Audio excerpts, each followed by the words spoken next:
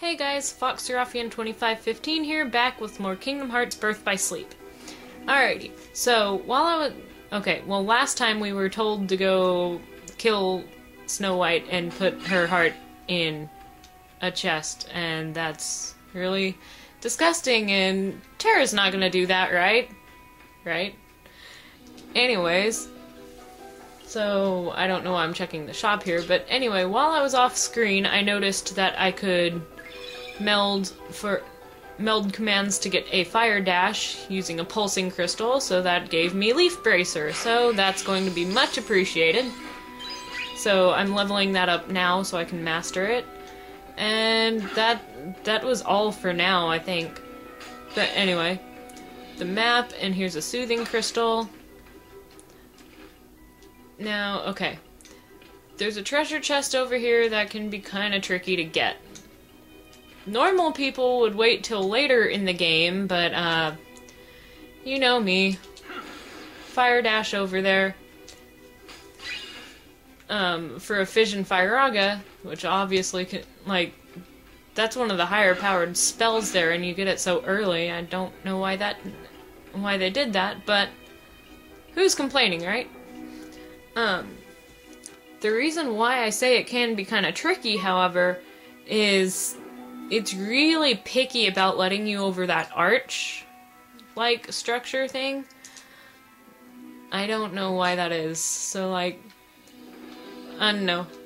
You just have to do it specifically right. And then, like, with the bushes here, it's kind of tricky to hold on to the side of the thing. I think you have to approach it from the back to be able to do that.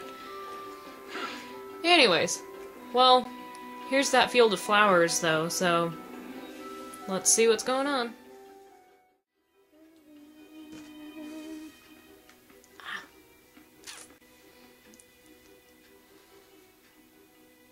I wonder if that's her.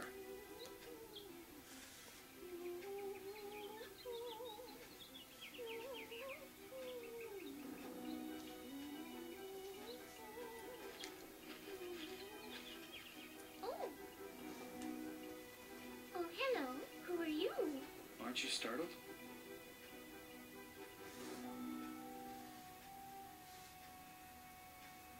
Should I be? It's true then. Her heart is pure light. She's the one. Is something the matter? Does the name Xehanort mean anything to you? Why no. I don't think I've ever heard that name. Now what? Unversed! Hey, wait! Don't go in there alone! Out of my way!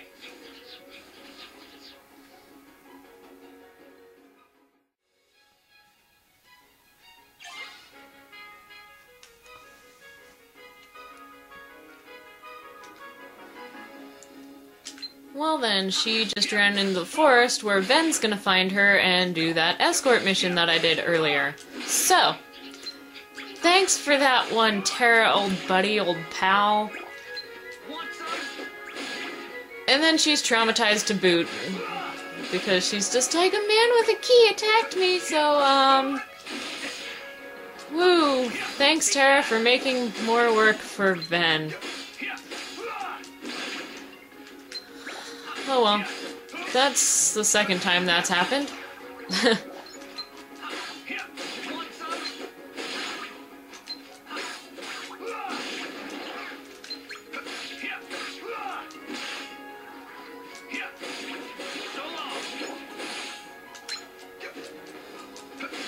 Yeah, let's see, thinking about it, the timeline is a little weird. Like, the game officially has a timeline. I can show it off probably after the completion of the game, and it's kind of interesting. Oh crap. Lovely emergency panic button for the win. Oh crap. Crap! Okay, well, let's just retry that. I don't know what was going on there. Maybe it's because I was talking about the timeline and stuff. but I will still continue talking about the timeline because I think it's interesting. So, obviously, Terra's first world is Enchanted Dominion. That makes sense. Ven gets there later and goes and frees Aurora's heart. We don't know how Aqua fits into that yet because we obviously haven't done it yet. So that makes sense. But, however, let's see. The first world that Ven goes to is, here in the Dwarf Woodlands, right? And this is Terra's third world. Because, obviously, we see what Terra's done through Ven. So, you know, that kind of makes sense, except for that, Terra's second world, Castle of Dreams, Ven's clearly already been there.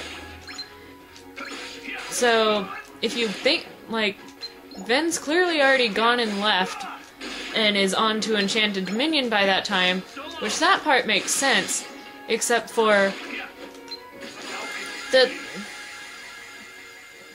I'll just keep talking. The stuff that here happens, like, about the same time, even though this is Ven's first world and Terra's third. So if this is his first world, then how did Ven arrive so much earlier at Castle of Dreams than Terra did? Oh, I pressed the wrong button. Fine, I'll just keep going. It did keep the treasure chest open, right? Okay, thank goodness. I'll just skip past the scene. I didn't mean to press continue, and I don't know why I'm having problems with this, by the way. Anyway, so my personal theory on that is that they got the difficulty levels mixed up as, well, for Terra, as far as his second and third worlds go. But, yeah, it's a little confusing. I bet none of you even thought to... Well, some of you might have, but I bet some people didn't even think about how that worked. But, like I said, I'll show you the timeline later. I might need to actually sit here and actually concentrate, instead of sitting here... Which order did which person go to which world in? What?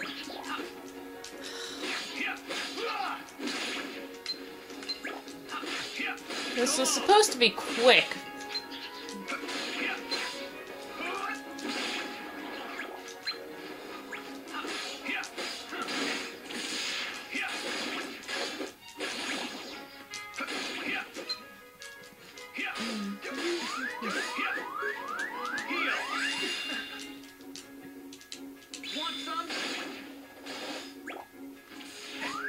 Oh, I jumped right into the shockwave.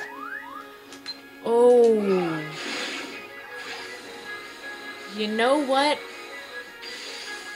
I should have either 2 cures on, or I should have cures and a potion. That's right, because of the reload time. I'm used to super quick reloads because of Ven's file where I have all the reload boosts and stuff. Okay.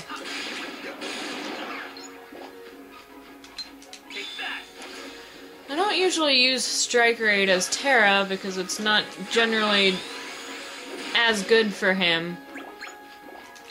But that'll do.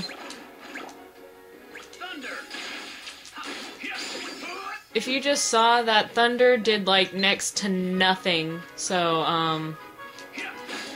yeah, that just shows, like, I suppose if you give him the right Keyblades and stuff, Terra could be a pretty decent spellcaster, but it's just not the right fit for him. His stats are better suited for other things.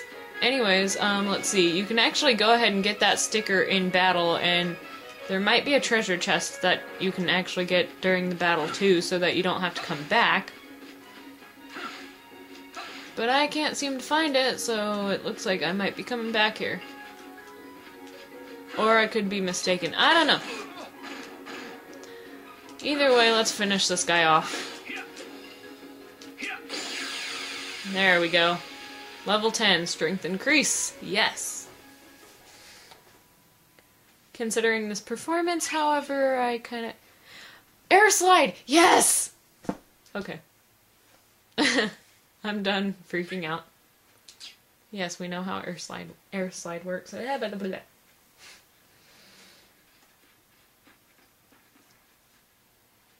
Lost her. She said she doesn't know anything about Master Xehanort. That leaves me with just one other option. The mirror. Back at the castle.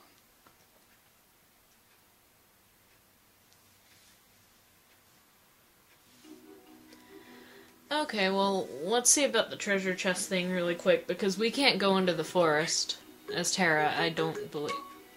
No, you can't. Anyways, well, at least we didn't kill her, we just spooked her a little, and Ven's taking care of her now, so she'll be okay. The Queen's not gonna be happy with us, but, you know.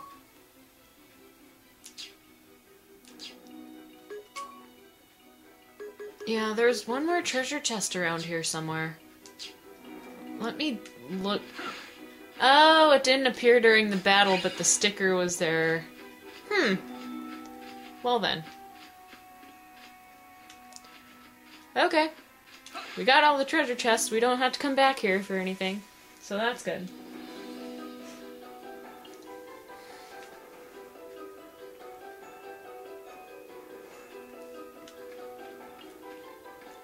Let's see, because, like, in light of recent fail, why don't I go ahead and save?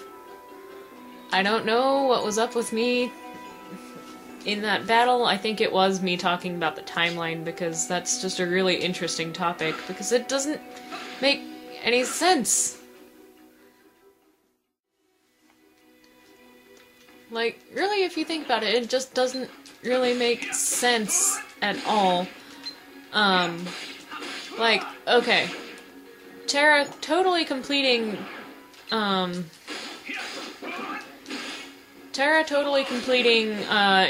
Dominion before, Ven even gets to,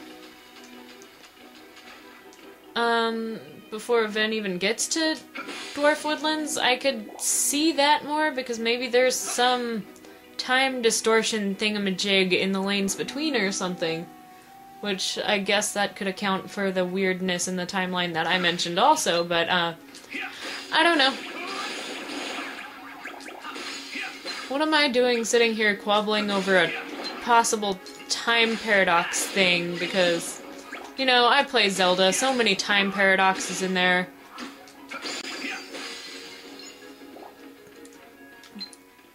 By the way, for you Nintendo fans out there, more Zelda fans than anything, me and my brother recently pre-ordered this awesome book that Nintendo is coming out with. I guess it's already out in Japan, but they're coming out with, like, you know, the English version. It's called Hyrule Hysteria. It's Historia, sorry. It's going to actually, like, go and explain the official timeline for the Zelda games, which, you probably, like, if you're into that kind of thing, you've probably heard, like, multiple theories about how the Zelda timeline goes, because, like, let's face it, that same Link cannot be doing all that stuff. And they're, like, it's really interesting because, all the timeline seems to branch out specifically from, Ocarina of Time. Because it's called the split timeline theory. They're like, there's one continuous timeline until Ocarina of Time happens. When that happens, there are several possibilities for where the future could go after that. One of which is very interesting to me. There's the future, well, there's the timeline where, Link goes back and he's a kid again. Which is, like, the child timeline, and, that leads to Majora's Mask and such, because, you know, Link is a child again. there's also if Link didn't get sent back by Zelda and he stayed as an adult. I believe that leads to games like Twilight Princess, but I can't remember the official timeline that I saw pictures of so far. And then there's the most interesting one. There's a timeline where the hero fails and he dies.